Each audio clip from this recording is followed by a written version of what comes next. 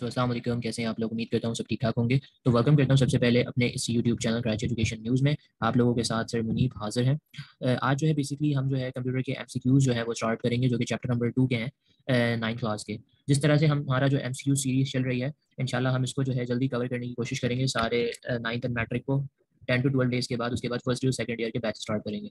ठीक है। कंप्यूटर का ये वाला जो चैप्टर है, चैप्टर नंबर 2, इसका नाम है फंडामेंटल्स ऑफ ऑपरेटिंग सिस्टम, और ये काफ़ी ज़्यादा इंपॉर्टेंट चैप्टर भी है अकॉर्डिंग टू द थ्योरी और according to the MCQs too. ठीक है। तो इसमें सबसे पहले हम फर्स्ट एमसीक्यूज देखते हैं। Dash is a sentence that can either be true और अ फॉल्स। सही है कि ना तो वो ट्रू होगा ना तो वो फॉल होगा। फॉर एग्जाम्पल सेंटेंसेस जो भी होते हैं वो प्रोपोजिशंस कहलाते हैं। सही है। जैसे कि भाई 2+2 = 4, ये ट्रू है। सही है। बाकी अगर मैं 9 जो है वो छोटा होता है 5 से, ठीक है, तो ये फॉल्स है। बट अगर मैं कोई सेंटेंस बोल दूंगा यहाँ पे, हाँ, कोई भी सेंटेंस के आई एम गोइंग या फिर इस तरीके से, तो वो या फिर ना फिर वो ट्रू होगा ना तो वो फॉल्स होगा। ठीक है। तो वो प्रोपोजिशंस है हमारा। तो sentence that can neither be true और फॉल्स, वो प्रोपोजिशंस कहलाता है, कांस्टेंट नहीं कहलाता। ठीक है। एमसीक्यू नंबर 2 देख लें। ASCII स्टैंड फॉर क्या होता है कि American standard code for information interchange. American standard code जो है फॉर इन्फॉर्मेशन इंटरचेंज होता है। ठीक है। MCQ number 3, 1 GB equals to 1024 MB, और कितने बाइट्स क्या होता है 1024 जब 3 ये वाली वैल्यूज आती है। ठीक है। उसके बाद एमसीक्यूज नंबर 4 जो है डिजिटल कंप्यूटर स्टोर डाटा। कोई भी आपका डिजिटल कंप्यूटर जो होता है वो आपका जो भी मतलब की चीज़ों को स्टोर कर रहा होता है अपने अंदर, वो किस फॉर्म में स्टोर कर रहा होता है। वो आपका न्यूमेरिक डाटा में नहीं कर रहा होता। सही है। डेसिमल्स में भी नहीं कर रहा, ना ऑक्टल्स में कर रहा होता, बाइनरी में कर रहा होता है। बाइनरी बेसिकली 0 and 1 के इसके ऊपर कर रहा होता है। ठीक है। एमसीक्यू नंबर 5 में ये है कि Boolean algebra plus sign is use for. Boolean algebra हमेशा याद रखना है कि बूलियन अलजेब्राज में हम हमेशा प्लस साइन जो है वो और के अंदर यूज करते हैं, और ऑपरेशंस में। ठीक है। Dash number system has base 2। कौन सा ऐसा नंबर सिस्टम होता है जिसमें बेस 2? ये लाजमी याद करके जाना आप कि किसके बेस क्या होते हैं। मैं आपको बता देता हूँ कि बाइनरी का बेसिकली बेस जो होता है वो 2 होता है, इसके बाइनरी नंबर जो है उसका बेस 2 है। ठीक है। आपसे अगर वो वहाँ पे पूछ लेते हैं कि भाई अगर बेस आपके पास 10 हो जाता है तो वो क्या होगा, वो बेसिकली जो होगा वो आपका डेसिमल होगा। अगर बेस आपका 8 होता है, ठीक है, तो वो बेसिकली आपका कौन सा होगा, वो आपका होगा ऑक्टल। और अगर आपका बेस जो है वो 16 होता है तो दैट इज कॉल्ड हेक्साडेसिमल। ठीक है, अगर बेस आपका 16 हुआ। एमसीक्यू 7 में क्या है कि अगर आप to convert hexadecimal numbers to binary, कोई भी हेक्साडेसिमल नंबर्स है उसको आप बाइनरी में कन्वर्ट करोगे, तो कन्वर्ट करने के लिए हेक्साडेसिमल की जो डिजिट्स होते हैं आप उसको कितने 4 वैल्यूज लोगे बाइनरी के। ठीक है। उसके बाद जो है एमसीक्यू नंबर 8 जो है कि भाई 1024 टीबी जो होता है, सही है, 1024 टीबी बेसिकली जो होता है वो 5, ये बेसिकली किसके इक्वल होता है, जीबी के, टीबी के, केबी के, या फिर पीबी के। तो बेसिकली पीबी के होते हैं। अब पीबी क्या चीज़ है? पीबी हम कहते हैं पेटाबाइट। सही है। पेटाबाइट क्या होता है? पेटाबाइट बेसिकली ये होता है कि हम मेमोरी को बेसिकली मेजर कर रहे होते हैं। एक मेमोरी को हम मेजर कर रहे हैं जो कि किसके इक्वल, या फिर हम डाटा स्टोरेज कैपेसिटी मेमोरी को मेजर कर रहे हो या फिर डाटा स्टोरेज कैपेसिटी से बात देखिए। ठीक है। जो कि इक्वल क्या होता है, इक्वल होता है 2 to the 50 powers of white, 2 to the 50 powers of white. सही है। और इसके अंदर बेसिकली क्या होता है, इसके अंदर जो होता है 1024 टेराबाइट्स होता है, किसके अंदर, इन पेटाबाइट्स के अंदर 1028, ये 1028। सही है।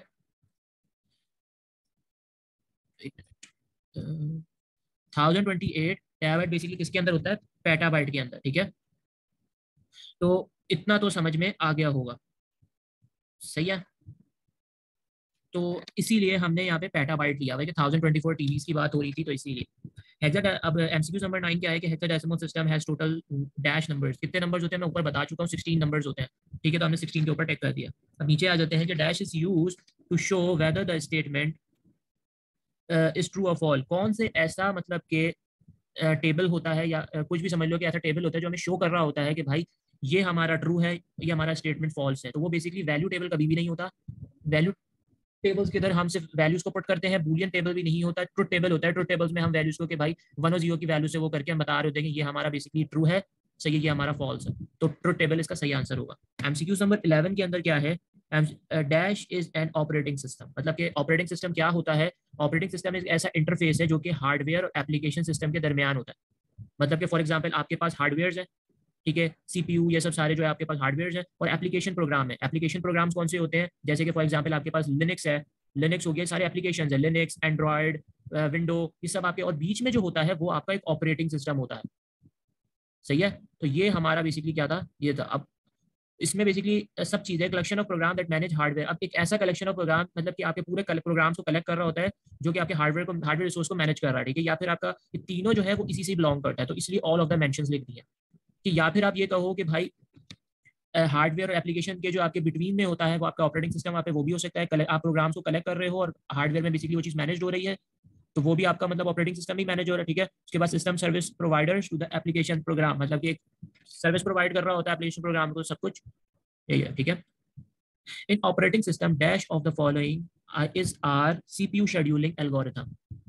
आप बहुत इंपॉर्टेंट चीज़ है ये, थ्योरी के अंदर भी क्वेश्चन पूछे जा सकते हैं कि सीपीयू शेड्यूलिंग बेसिकली होता क्या है, ठीक है। तो सीपीयू शेड्यूलिंग बेसिकली जो है, सीपीयू शेड्यूलिंग ये होता है कि आप कोई भी आपके पास प्रोसेसेस होते हैं वो रन कर रहा होता है जब वहाँ पे मल्टीपल रनेबल प्रोसेस होते हैं। जहाँ पे भी मल्टीपल रनेबल प्रोसेस होंगे वो वहाँ पे जो है प्रोसेस रन करेगा जहाँ पे मल्टीपल रनेबल प्रोसेस होंगे। अब सीपीयू शेड्यूलिंग इंपॉर्टेंट क्यों होती है? सीपीयू शेड्यूलिंग इसलिए इंपॉर्टेंट होती है कि ये आपके यूटिलाइजेशन के अंदर रिसोर्स जो आप दे रहे हो वो यूटिलाइजिंग या परफॉर्मेंस को अफेक्ट मतलब कि ज़्यादा मतलब कि अफेक्ट बिग अफेक्ट करती है, ठीक है। इस तरह से समझ लो कि ये आपको एक बिग अफेक्ट दे रही होती है, सही है, कि आपके रिसोर्स यूटिलाइजेशन में या फिर ओवरऑल परफॉर्मेंस, पूरे सिस्टम की जो परफॉर्मेंस है उसमें। तो इसके अंदर जो बेसिकली जो आते हैं सीपीयू शेड्यूलिंग के अंदर जो आते हैं वो होता है फर्स्ट कम फर्स्ट सर्व, के पहले जो भी आपके पास शेड्यूलिंग आएगी या फिर पहले आपके पास जो भी क्यू में आएगा वो पहले सर्व होगा, सही है। तो वो होता है FCFS, मतलब फर्स्ट कम फर्स्ट सर्व। फिर shortest job shortest scheduling SJF। I think so 9th class में आपको कोई इसके वो नहीं करवाएंगे, क्या बोलते हैं अपना, क्वेश्चंस होते हैं इनके ऑपरेटिंग सिस्टम के ये सारे FCFS के, फर्स्ट कम फर्स्ट सर्व के, सही है, जिसके अंदर आप टाइम इंटरवल्स को डिस्क्राइब कर रहे होते हो, कितना अराइव हो रहा है, कितना ये सब कुछ। उसके बाद प्रियोरिटी शेड्यूलिंग होता है, राउंड रॉबिन शेड्यूलिंग होता है, और फिर मल्टी लेवल क्यूइंग शेड्यूलिंग भी होती हैं। तो ये सारे इसके 6 टाइप्स होते हैं। बट यहाँ पे ये क्या पूछ रहे हैं आपसे, मैंने सिर्फ आपको एक्सप्लेन किया एमसीक्यूज, यहाँ पे ये पूछ रहे हैं कि ये सीपीयू शेड्यूलिंग के अंदर क्या क्या चीज लाई करती है। तो बेसिकली प्रियोरिटीज भी लाई करती हैं, राउंड रॉबिन्स भी लाई करता है, शॉर्ट जॉब फर्स्ट भी लाई करता है। अगर यहाँ पे मैं फर्स्ट कम फर्स्ट सर्व भी लिख देता FCFS तो वो भी लाई करता है। तो इसलिए ऑल ऑफ द मेंशन्ड हो गया, ठीक है। अब बात करते हैं एमसीक्यूज नंबर 13 की। तो एमसीक्यूज नंबर 13 के अंदर क्या है कि to access the service of the operating system, कि आप अगर कोई भी सर्विसेज के ऑपरेटिंग सिस्टम की सर्विस को एक्सेस करना चाह रहे हैं, interface is provide by the, कौन सा ऐसा इंटरफेस है जो प्रोवाइड कर रहा होता है, तो उसको कहते हैं सिस्टम कॉल। सिस्टम कॉल क्या होता है? लाइब्रेरी नहीं होता, असेंबली इंस्ट्रक्शन भी होता है, API भी नहीं होता, सही है। तो सिस्टम कॉल क्या होता है? सिस्टम कॉल बेसिकली एक प्रोग्रामिंग मतलब कि समझ लो कि प्रोग्रामिंग वे होता है जिसके अंदर आप मतलब कि कंप्यूटर प्रोग्राम से रिक्वेस्ट कर रहे होते हो service from the kernel of the operating system. मतलब कि आप सिस्टम कॉल एक प्रोग्रामिंग वे है जिसके अंदर एक कंप्यूटर प्रोग्राम जो होगा वो रिक्वेस्ट कर रहा होगा सर्विस से, service from the kernel, kernel of the operating system. Kernel क्या चीज़ है? कर्नल बेसिकली जो होता है एक एसेंशियल सेंटर होता है कंप्यूटर ऑपरेटिंग सिस्टम का। मतलब एक मतलब सेंटर होता है कंप्यूटर ऑपरेटिंग सिस्टम का। जैसे कि मैंने आपको पहले बताया था कि बीच में आपका क्या लाया करता है? ऑपरेटिंग सिस्टम, ठीक है। तो नीचे आपके हार्डवेयर होंगे, CPU, मेमोरी डिवाइसेस, और ऊपर आपका जो टॉप पे होता है वो एप्लीकेशंस होते हैं। बट इन द सेंटर में कर्नल्स होंगे। तो कर्नल बेसिकली क्या होता है? एक centre of the computer operating system होता है, ठीक है। और एक ये कोर होता है जो कि आप ये क्या कर रहा होता है, ये सर्विसेज प्रोवाइड कर रहा होता है सारे पार्ट, OS के पार्ट को, OS बेसिकली ऑपरेटिंग सिस्टम के पार्ट को, सही है। और ये मेन लेयर होता है OS और हार्डवेयर के दरमियान, एक मेन लेयर होता है, ठीक है। तो इसके अंदर क्या था? तो यही यहाँ पे कि सर्विस दे रहा है अगर ऑपरेटिंग सिस्टम, तो आपका इंटरफेस जो प्रोवाइड कर रहा है वो सिस्टम फायदा किससे होगा? सिस्टम कॉल से होगा।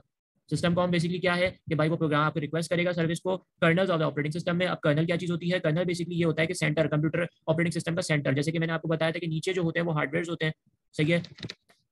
मैं यहाँ पे आपको बताता हूँ, नीचे जो होते हैं वो इस तरीके से हार्डवेयर होते हैं। यहाँ पे आपके पास CPU होगा, यहाँ पे आपके पास मेमोरी होगी, इधर जो चीज होगी आपका कर्नल है, ये आपका सेंटर ऑफ द पार्ट है जहाँ पे आपका बेसिकली OS भी है, सही है। और फिर ऊपर आपकी एप्लीकेशन है, यहाँ पे आपकी एप्लीकेशन है सारी, जिसके अंदर एप्लीकेशन कौन कौन सी है? एंड्रॉइड है, सही है, एंड्रॉइड डेवलपमेंट है, यहाँ पे आपके पास जो है लिनक्स है, और फिर यहाँ पे विंडोज है, वो एप्लीकेशन है सारी आप, ठीक है। तो उम्मीद करता हूँ कि भाई इतना समझ में आ गया होगा। अब सीपीयू शेड्यूलिंग जो होता है वो बेसिकली क्या होता है? अभी हमने पढ़ा था कि भाई सीपीयू शेड्यूलिंग जो होता है वो बेसिकली प्रोसेस कर रहा होता है, या वो प्रोसेस कर रहा होता है और रन कर रहा होता है बेसिकली मल्टीपल रनेबल प्रोसेसेस को वो बेसिकली रन कर रहा होता है। इसलिए यहाँ पे CPU scheduling is a basis of क्या है? मल्टी प्रोग्रामिंग ऑपरेटिंग सिस्टम होता है, सही है, कि मल्टीपल को वो मल्टीपल रनेबल प्रोसेस कर रहा रन कर रहा होता है, ठीक है। तो ये हमारा 14 एमसीक्यूज डन हो गया। अब एमसीक्यूज 15 में क्या है कि dash one of the following error handle by the operating system. मतलब कि कौन सा ऐसा एरर एरर है जो कि हैंडल कर रहा होता है ऑपरेटिंग सिस्टम के lack of paper in printer. अगर आपके पास पेपर कम होगा प्रिंटर में तो एक एरर पॉपअप हो जाएगा। कनेक्शन फेलियर जब नेटवर्क का होता है तब भी वहाँ पे पॉप हो जाता है। पावर फेलियर होता है तब भी वो आपका पॉपअप हो जाता है, लैपटॉप हो या फिर वैसे लैपटॉप पे ज़्यादा पावर फेलियर्स आप देखोगे कि आपको पता चल जाता है कि भाई आपकी बैटरीज या फिर जो आपका पावर फेलियर शो हो रहा होता है। कनेक्शंस का पता चल जाता है कि आप कनेक्ट नहीं कर पा रहे होते हो वाईफाई या फिर डिफरेंट राउटर चीज। जब आपका प्रिंटर मतलब कि उसके अंदर पेपर्स तो आप उसको भी ऐड होता है, सब मेंशन है, सारा ऑपरेटिंग सिस्टम आपको हैंडल करा रहा होता है। उसके बाद MCQ 16 क्या है कि dash is the operating system place in the memory. कौन से ऐसे ऑपरेटिंग सिस्टम्स होते हैं जो कि प्लेस हो रहे होते हैं मेमोरी, तो सब उसका क्या आंसर है, इधर लो और हाई मेमोरी। सही है, मतलब कि ना वो लो होंगे ना वो हाई मेमोरीज होगी। ठीक है, उसके बाद एमसीक्यूज नंबर 17।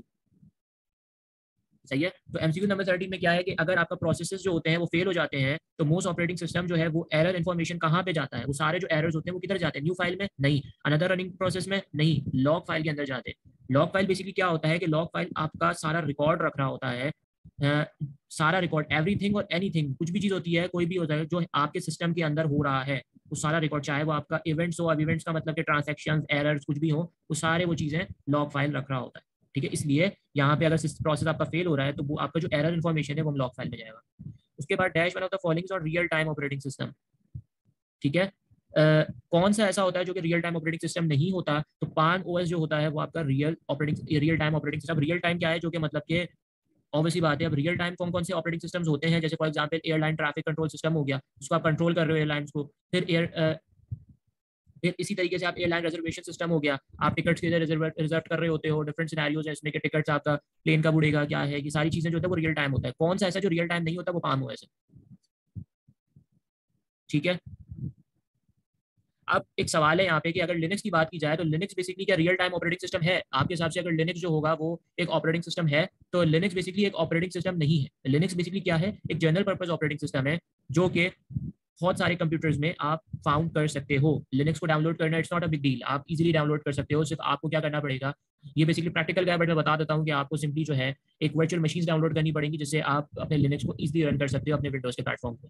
ठीक है, तो ये मेरा यहीं तक है क्योंकि 9 के बच्चों के हिसाब से काफी ज्यादा डिटेलिंग काफी मुश्किल हो जाएगा, उसको अभी यहीं पर ही हम एग्जिट करते हैं। ठीक है, MCQ नंबर 19 में क्या है कि द मेन, सही है, द मेन मेमोरी अकोमोडेट्स, क्या चीज अकोमोडेट कर रही होती है मेन मेमोरीज को, main memory operating system.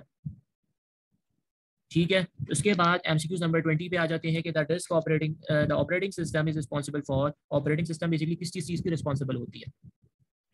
Booting from disc, अगर आप डिस्क की बूटिंग कर रहे हो, वो बैड ब्लॉक रिकवरी, ये सब चीज की रिस्पॉन्सिबल ऑपरेटिंग सिस्टम होती है। तो ऑल ऑफ द मेंशन्ड। ठीक है, the operating system and the other process, MCQ 21 पर है, the operating system and the other processes are protected from being modified by an already running process। एक process run already हो रहा है, उसको protect कर रहे हैं, तो भाई उसका क्या होगा कि every address generated by CPU is being check, सारे जो एड्रेसेस हैं जो सीपीयू ने जनरेट करे वो चेक होंगे अगेंस्ट द रीलोकेशन या लिमिटेड रजिस्टर, या कि कितने रीलोकेट हुए या फिर कितने लिमिटेड रजिस्ट्रेशन है, सब चीज। तो ये पहला वाला होगा। सही है, in real time operating system dash, अगर आपके पास रियल टाइम ऑपरेटिंग सिस्टम है वो क्या होगा, तो वो प्रोसेस शेड्यूलिंग कर रहा होगा, डन एक ही दफा ओनली वंस प्रोसेस शेड्यूल कर रहा होगा, या फिर ऑल प्रोसेस अगर सेम प्रियोरिटी, हर प्रोसेस की सेम प्रियोरिटी दी जाएगी। Kernel is not required, kernels basically जो है वो रिक्वायर्ड नहीं होंगे, या फिर task must be service by its deadline period. मतलब कि एक रियल टाइम का मतलब होता है कि भाई आपको कोई काम, कोई टास्क दिया हुआ है और उतना टाइम पीरियड दे दिया, एक डेडलाइन दे दी, वो आपने उसमें कंप्लीट करना है। तो यही यहाँ पे हो रहा है कि रियल टाइम ऑपरेटिंग सिस्टम वही होते हैं जिसमें आपको एक टास्क दी जाती है, हाँ आप उसे कर रहे होते हो बाय इट्स डेडलाइन पीरियड, आपको एक डेडलाइन पीरियड दे दिया जाता है कि भाई इतने डेज में आपने चीज कंप्लीट करनी। MCQ 23 में क्या है कि the information about all file is kept and, अगर कोई इंफॉर्मेशन है वो फाइल की जो भी इंफॉर्मेशन है वो कहाँ पे रखी जा रही है, ऑपरेटिंग सिस्टम में। ऑपरेटिंग सिस्टम तो ऑब्वियसली बात है विंडोज है उसके अंदर थोड़ी होगी, स्वैप स्पेस उसमें भी नहीं होगी ना, सेपरेट आप डायरेक्टरीज बन रही होती हैं, हर की डायरेक्टरीज बन रही होती हैं। सही, जैसे मोबाइल में आप कोई भी चीज़ डाउनलोड करते हो या कोई ऐप डाउनलोड करते हो उसकी एक डायरेक्टरी बन रही होती है कि भाई उसी के अंदर सारी चीज़ें जा रही होती हैं। जैसे फॉर एग्जाम्पल अगर मैं कोई गेम्स डाउनलोड करता हूँ, कोई म्यूजिक की फाइल होती है तो म्यूजिक के अंदर ही सारी म्यूजिक जा रही होती है। इसी तरह एक सेपरेट डायरेक्टरी स्ट्रक्चर बन रहा होता है, उसमें सारी इंफॉर्मेशन आपके सब फाइल्स की होती है। 24 क्या है MCQs के, the operating system kept a small table, एक स्मॉल टेबल होता है containing information about all open file, जो भी ओपन फाइल्स होती है कि स्मॉल टेबल होता है उसको क्या कहते हैं, फाइल टेबल नहीं, डायरेक्टरी टेबल नहीं, ओपन फाइल टेबल होता है, क्योंकि आप फाइल को ओपन कर रहे हो तो उसका नाम से ही होता है, कोई भी फाइल होती है वो उसी के नाम से होती है, open file about all open file, all open file की बात हो रही है तो इसीलिए ओपन फाइल टेबल। अब नेटवर्क से रिलेटेड है, ठीक है, तो नेटवर्किंग तो नेटवर्किंग में network basically operating system run on, अगर आपके पास नेटवर्क बेसिकली ऑपरेटिंग सिस्टम किसमें सर्वर पे रन कर रहा होता है, सबको पता होता है ये चीज़, ठीक है। उसके बाद what are the type of distributed operating system, कौन सी टाइप्स होती हैं डिस्ट्रीब्यूटेड ऑपरेटिंग सिस्टम की, लेवल बेस्ड ऑपरेटिंग सिस्टम जो होगा वो इसकी टाइप है। GUI बेसिकली क्या होता है, GUI स्टैंड फॉर 27 MCQs है, वो होता है ग्राफिकल यूजर इंटरफेस, ठीक है। उसके बाद जो होता है dash are main types of operating system, जिसमें 4 होते हैं मेन टाइप्स ऑपरेटिंग सिस्टम के, उसमें विंडोज भी आता है, लिनक्स भी आता है, ठीक है, और भी चीज़ें आती हैं। तो the software which perform all basic task, कोई भी यार सिंपल टास्क परफॉर्म करने के लिए आपका एंटीवायरस कभी परफॉर्म नहीं करता। Antivirus is basically used to protect your PCs. Start menu basically used to search any of your program, आप कोई भी प्रोग्राम अपने लैपटॉप या पीसी से सर्च कर सकते हो। ऑपरेटिंग सिस्टम ही ऑब्वियसली बात है, क्योंकि बेसिक टाइम आप विंडोज जब इंस्टॉल वहीं से ही करोगे, ऑफिस ऑटोमेशन नहीं होगा, उसके ऊपर आप अपना काम को आसानी से कर सकते हो, ठीक है। The program that enable user to interact, ठीक है, a program that enable user to interact with computer, computer से एक यूजर इंटरैक्ट कर रहा है मतलब, तो वो क्या है, इंटरफेस इज कॉल्ड इंटरफेस, सही है। My document start menu desktop कोई भी नहीं, वो इंटरफेस होगा। MCQs 31 क्या है कि the process checking computer start operating system make it ready to work, मतलब कि भाई आपका सबसे पहले वो कंप्यूटर चेक करेगा और स्टार्ट कर देगा ऑपरेटिंग सिस्टम को, make it ready to work. वो क्या होता है, रिसोर्स मैनेजमेंट नहीं होता, बूटिंग होता है। बूटिंग मतलब कि जब आप अपने कंप्यूटर को फॉर एग्जांपल बूट कर रहे होते हो, आपने चेक कर लिया, आपने F12 प्रेस किया, F12 प्रेस करने के बाद जो है आपके पास बूट ऑप्शंस आ जाते हैं, ठीक है। आपने वहाँ से चेक कर लिया कि मेरी सारी चीज़ें सही है, सब कुछ लोकेट हुई भी है, सारे ड्राइवर्स परफेक्ट हैं, और अपना डिस्क जो है, मेरी ड्राइव जो है सारी परफेक्टली वर्क कर रही है। उसके बाद जो है आपका जो विंडोज़ है वो ऑटोमेटिक स्टार्ट हो जाता है। तो ऑब्वियसली बात है बूटिंग ही आप करते हो करने के, एरर चेकिंग तो आप करोगे नहीं इसके अंदर, जहाँ फाइल मैनेजमेंट करोगे।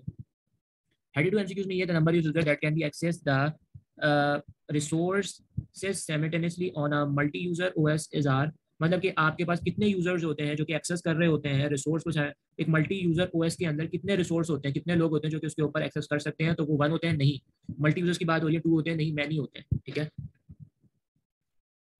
अब बात करते हैं, अब बेसिकली हम क्या बात करेंगे कि dash management control the dynamic location and D location of processor, वो कौन सा होता है, वो कहते हैं हम उसको रिसोर्स मैनेजमेंट, सही है। तो रिसोर्स मैनेजमेंट क्या होता है, रिसोर्स मैनेजमेंट बेसिकली जो होता है वो लोकेट कर रहा होता है या फिर आपके रिसोर्सेज को मैनेज कर रहा होता है। जैसे कि आपके फॉर एग्जांपल आप इंडिविजुअल आप अपने स्किल्स के ऊपर काम कर रहे हो, या फिर आपके पास एक नेचुरल रिसोर्स है जो कि प्रोजेक्ट की तरफ से रिक्वायर्ड की हुई सारी चीज़ें हैं, सही है, ठीक है। अब उसके बाद जो है आपके पास आपके पास क्या है उसके बाद के, in dash operating system jobs are executed in groups, मतलब कि जॉब्स जो होती हैं वो एग्जीक्यूट कैसे होती है ग्रुप्स में, वो हमारा होता है बैच प्रोसेसिंग के अंदर। बैच प्रोसेसिंग क्या करता है, बैच प्रोसेसिंग इस तरीके से करता है कि एक यूजर है, हाँ, वो सबसे पहले फॉर एग्जांपल समझ लो कि भाई आपके पास एक क्रेडिट कार्ड जो है वो सबसे पहले जॉब के सेक्शन में जाएगा। एक यूजर है वो जॉब हुआ, तो जॉब हमारी क्या है, क्रेडिट कार्ड, सही है। उसने क्रेडिट कार्ड हमारा ऑपरेटर के अंदर जाएगा, ऑपरेटिंग सिस्टम में जाएगा। ऑपरेटिंग सिस्टम क्या करेगा, जॉब प्रोवाइड करेगा, वो बैच क्रिएट कर देगा। बैच क्रिएट का मतलब कि आपने उतनी ट्रांजैक्शन करी, उतने पैसे निकाले, तो वो एक बैच बना देगा। फिर आप नेक्स्ट ट्रांजैक्शन करोगे, फिर उसी तरीके यूजर जो होगा वो आप एक क्रेडिट कार्ड ऑपरेटिंग सिस्टम में वो वैल्यूज वो पुट आउट करेगा, और फिर एक जॉब क्रिएट हो गया, फिर वो बैच बनती जाएगी। और फिर वो बैच जो है वो आपका क्या होगा, वो CPU मतलब कि आपका जो है कंप्यूटर देख सकता है।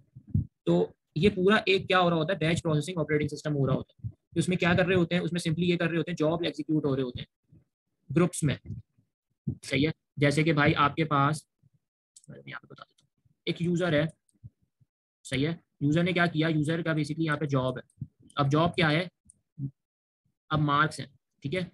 यूजर ने मार्क्स करा, डाला, डालने के बाद वो आपके एक ऑपरेटिंग सिस्टम में आ गया, ठीक है, सॉरी ऑपरेटिंग सिस्टम में आ गया, ओपी लिख रहा हूँ समझ जाना, ऑपरेटर में आ गया। ऑपरेटिंग सिस्टम के बाद जो है वो आपका जो जॉब फिर से बनेगा, वो आपका एक बैच क्रिएट होगा। अब यहाँ पे जो बैच क्रिएट हो गया, बैच के अंदर सारे मार्क्स आते जाएंगे इसी तरीके, यूजर गया, यूजर ने फिर मार्क्स डाला, फिर इसी तरीके ऑपरेटिंग सिस्टम में फिर ये, और ये बेसिकली कहाँ ट्रांसफर हुआ, ये CPU वन में जाएगा, CPU कंप्यूटर, ठीक है। तो इस तरीके से पूरा बैच प्रोसेसिंग हो रहा होता है। तो यहाँ पे यही पूछ रहे हैं कि जॉब्स एग्जीक्यूट होती हैं, सही है, इनटू ग्रुप्स, तो वो बैच प्रोसेसिंग ही है। तो इतना तो मुझे लगता है कि भाई समझ में आ गए होंगे आप लोगों को, ठीक है। उसके बाद हम 35 पे आ जाते हैं कि 35 पे क्या है आपका, कि the system that guarantee that critical task should be completed without shortest delay, एक क्रिटिकल टास्क जो होता है, कोई खतरनाक ऐसा टास्क जो मतलब करने से एक लगे कि भाई इससे कुछ प्रॉब्लम्स हो सकती हैं, वो टास्क बिना डिले करे, वो क्या चीज़ ऐसी होती है कि वो हार्ड हार्ड रियल टाइम्स होता है, ठीक है। उसके बाद आपके पास उसके बाद आपके पास जो है वो डॉस एग्जांपल किसकी होती है। DOS basically real time processing की नहीं होती, मल्टी की भी नहीं होती, मल्टी यूजर ओएस भी सिंगल यूजर होता है। डॉस बेसिकली एग्जांपल किसका होता है, सिंगल यूजर, ठीक है।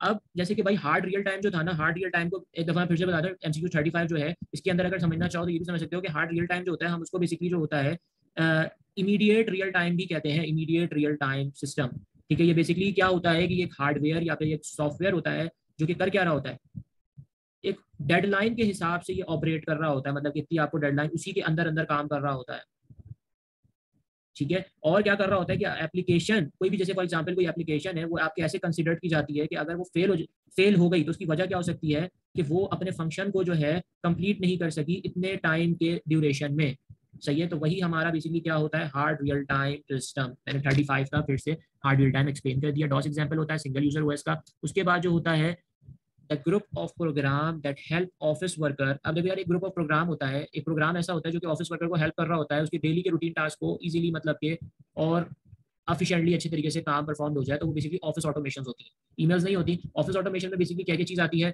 अगर आप चाहो तो आपको मार्केट में बहुत सारे कोर्सेज भी मिल रहे होते हैं ऑफिस ऑटोमेशन से रिलेटेड, जो बच्चे करते हैं एज अ बिगनर लेवल पे। जब वो स्टार्टिंग एज स्किल पे आते हैं तो वो ऑफिस ऑटोमेशन से स्टार्ट करते हैं। ऑफिस ऑटोमेशन के अंदर हम वर्ड्स के ऊपर बात करते हैं, एक्सेल के ऊपर बात करते हैं, पावर पॉइंट आता है, सब कुछ इसके अंदर पूरा कंप्लीट ऑफिस ऑटोमेशन होता है। और यही यहाँ पे बोल रहे हैं कि ये इससे इस ऑफिस ऑटोमेशन से, अगर ये ऑफिस ऑटोमेशन नहीं होता तो हम अपनी फाइल को कैसे एडिट करते हैं, किस तरह से टाइप करते हैं, कैसे हम जो है उसके अंदर एक प्रॉपर कोई भी चीज़ हमें बनाना हो, like assignments, notes, e books हो गई, ठीक है, प्रोजेक्ट्स हो गए, कुछ भी बनाना होता है, अगर हमारे ऑफिस नहीं होते तो ऑफिस ऑटोमेशन हमारे लिए काम बहुत हार्ड होता। तो इसलिए हमारे कुछ बहुत सारे वर्कर्स हैं, अप्रॉक्स 80 to 90% जिनका काम ऑफिस ऑटोमेशन से आसान कर दिया, ठीक है।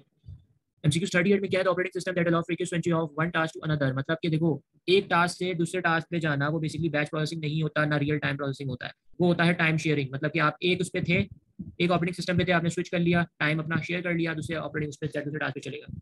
विंडो एंड आईओएस, ठीक है, विंडो और आईओएस जो बेसिकली होता है वो बेसिकली क्या होता है, वो ग्राफिकल यूजर इंटरफेस की एग्जांपल है। ग्राफिकल यूजर इंटरफेस में मेन्यूज और ये सारी चीजें आ जाती हैं, ठीक है। CLI dash interface is based on textual input. CLI basically क्या होता है, कमांड लाइन इंटरफेस, CLI होता है, ठीक है। कमांड लाइन बेसिकली किस तरीके का होता है, कमांड लाइन जो होता है आप उसके अंदर कुछ टेक्स्ट लिख रहे होते हैं, ठीक है, उसके अंदर आप टेक्स्ट लिख रहे होते हो और बस, सही है। आप टेक्स्ट से मुराद के भाई आपको फॉर एग्जांपल कोई फाइल की डायरेक्टरी मालूम करनी है तो आप CLI से मालूम कर सकते हो इजीली। आप अपने कमांड लाइन इस पे जाओगे, कमांड लाइन पे जाओगे, जो कि आपको स्टार्ट मेन्यू में कमांड लाइन लिखोगे वहाँ पे, और वहाँ से अपनी डायरेक्टरी मालूम कर सकते हो, ठीक है। क्योंकि डिटेल हो जाएगी जब मैं डायरेक्टरी भी पूरी बता दूंगा, तो ये बस एमसीक्यूज के रिलेटेड सही हो जाएगा। Dash interface provide a user friendly environment. कौन सा इंटरफेस ऐसा होता है जो कि यूजर फ्रेंडली एनवायरनमेंट होता है, सही है, GUI होता है। ग्राफिकल यूजर इंटरफेस जो होता है वो आपको यूजर फ्रेंडली एनवायरनमेंट प्रोवाइड कर रहा होता है। एमसीक्यू 43 में क्या है कि dash interface help user to interact with computer through graphical object. मतलब कि वो एक ऐसा इंटरफेस होता है जो कि वो इंटरनेट है, जो कि अब ग्राफिकल ऑब्जेक्ट क्या क्या होते हैं, मेन्यूज होती हैं। फॉर एग्जाम्पल आप आइकन्स लगा रहे हो, सही है, आपने लोगोस लगा दिए, आइकन्स लगा दिए, सही है, आपने बटन्स लगा दिए, वो सारे GUI है, ग्राफिकल यूजर इंटरफेस। एमसीक्यू 44 क्या है कि GUI is dash CLI as graphical mode take more memory and resources. तो GUI बेसिकली ऑब्वियसली बात है स्लोवर होता है CLI से, क्योंकि CLI के अंदर आप बेसिकली कुछ डायरेक्टरी बना रहे होते हो, किसी चीज को ओपन करना है आप CLI से कर सकते हो, वो ज्यादा आपका मेमोरी लोकेट नहीं करता as compare to the GUI। GUI slow होता है CLI पे, क्योंकि GUI बेसिकली ज्यादा मेमोरी ले रहा होता है, सही है। उसके बाद लास्ट MCQ जो है हमारा इस चैप्टर से रिलेटेड, वो ये है कि in which operating system a single user can access the operating system at a time. कौन सा ऐसा ऑपरेटिंग सिस्टम होता है जो कि सिंगल यूजर एक्सेस कर रहा होता है कंप्यूटर सिस्टम को एक वक्त में, जो कि उसको कहते हैं हम सिंगल यूजर ऑपरेटिंग सिस्टम। अगर यहाँ पे मल्टी यूजर कैन एक्सेस होगा तो वो मल्टी यूजर ऑपरेटिंग सिस्टम होगा, ठीक है। सिंगल की बात हो रही है, सिंगल एक्सेस कर रहा है कंप्यूटर सिस्टम पे टाइम पे, तो वो सिंगल यूजर ऑपरेटिंग सिस्टम है। और इसी तरीके से हमारा चैप्टर नंबर 2 कंप्यूटर के MCQs कवर आउट हो चुके हैं। उम्मीद करता हूँ ये वीडियो आपको पसंद आई होगी। मैं आप लोगों के लिए इतना ज़्यादा वीडियो बनाता हूँ, इसको पूरा वॉच किया करें कि इससे आपको आइडिया होगा कि भाई ऐसी ऐसी चीज़ें हैं, ये सारी चीज़ें हैं, इस तरीके से तैयारी करनी है, सही है। और सेकेंड थिंग कि अपने फ्रेंड्स में भी शेयर कर दिया करें कि उनको भी जो मैं वीडियोस बना रहा हूँ, क्योंकि ये एज अ हेल्पिंग के लिए ही मैं यहाँ पे वीडियो क्रिएट करता हूँ, तो भाई इसमें ये है कि भाई उनको भी इससे हेल्प हो। तो उम्मीद करता हूँ आपको ये वीडियो जो है वो पसंद आई होगी, ठीक है। तो इंशाल्लाह जो है हम आगे जो है इसके और चैप्टर्स को कवर करेंगे, ठीक है। तब तक के लिए अल्लाह हाफिज़। और फिर जाते जाते ये मैं कुछ ऊपर स्लाइड्स कर रहा हूँ, आप इसको देखकर स्क्रीनशॉट ले सकते हैं, क्योंकि बहुत सारे बच्चे मुझे कहते हैं कि सर पीडीएफ प्रोवाइड कर दें। तो पीडीएफ अभी प्रोवाइड नहीं कर सकता क्योंकि थोड़ा सा कॉन्फिडेंशियली होती है, पीडीएफ का इशू होता है, सही है, तो इस वजह से। बाकी आप इसको ऐसे ही स्क्रीनशॉट ले लें, और अगर प्रॉब्लम होती है तो आप वीडियो के डिस्क्रिप्शन में जाइएगा, वहाँ पे मेरे पेज का लिंक होगा, ठीक है, वहाँ पे आप मेरे पेज से कॉन्टैक्ट करके मुझसे ये पीडीएफ हासिल कर सकते हो, या फिर मैं स्क्रीनशॉट आपको वहाँ पे दे दूँगा, ठीक है। तो इंशाल्लाह फिर अब नेक्स्ट हाजिर होगी, तब तक के लिए अल्लाह हाफिज़।